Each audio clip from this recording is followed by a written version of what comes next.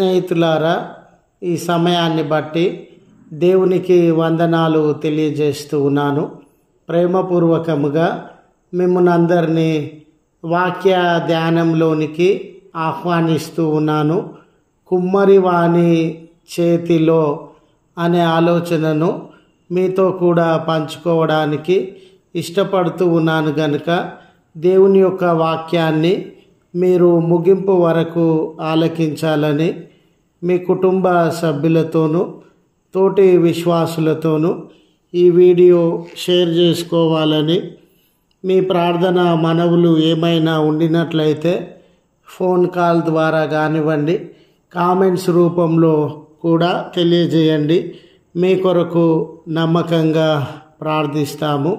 ఈ వీడియో మీ ఆధ్యాత్మిక జీవితములకు ఉపయోగకరంగా ఉండినట్లయితే దయచేసి ఈ ఛానల్ను సబ్స్క్రైబ్ చేసుకునవలసినదిగా మనవి చేస్తూ ఉన్నాను.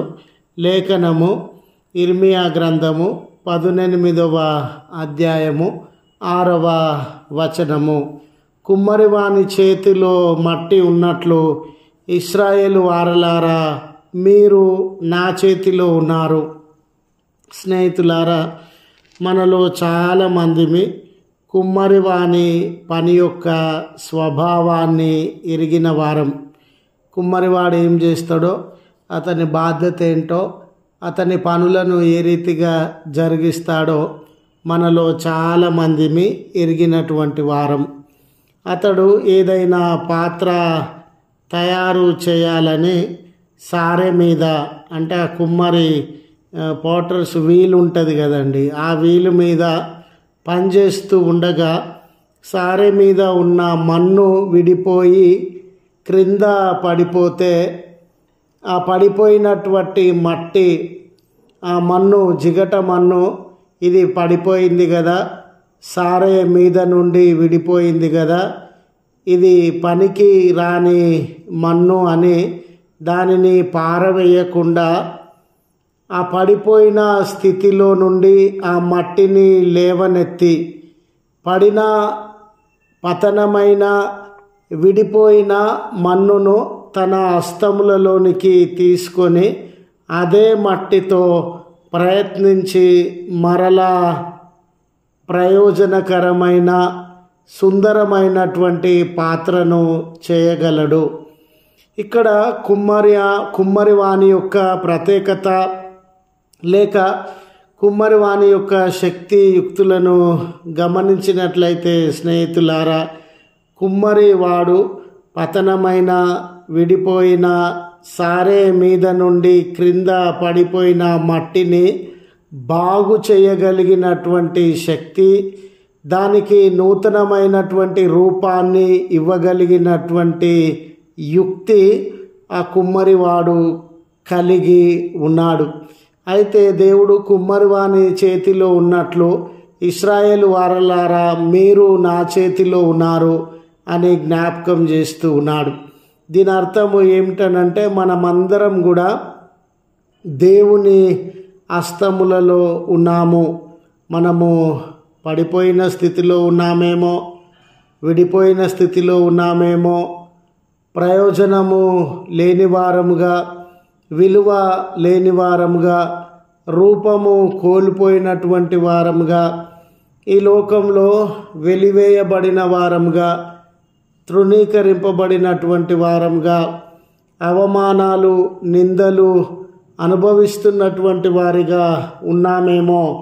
అయితే మట్టికి కుమ్మరివాడు ఏ రీతిగా నూతన రూపాన్ని ఇవ్వగలడో, పరమ కుమ్మరి అయినటువంటి పరలోకపు దేవుడు కూడా మన జీవితాలు పడిపోయి ఉండగా, విడిపోయి ఉండగా, ఎన్నో బంధకాలలో, సమస్యలలో, కొరతలలో నలిగిపోతూ ఉండగా మన జీవితాలకు కూడా ఆయన నూతన రూపాన్ని ఇవ్వగలిగినటువంటి వాడు.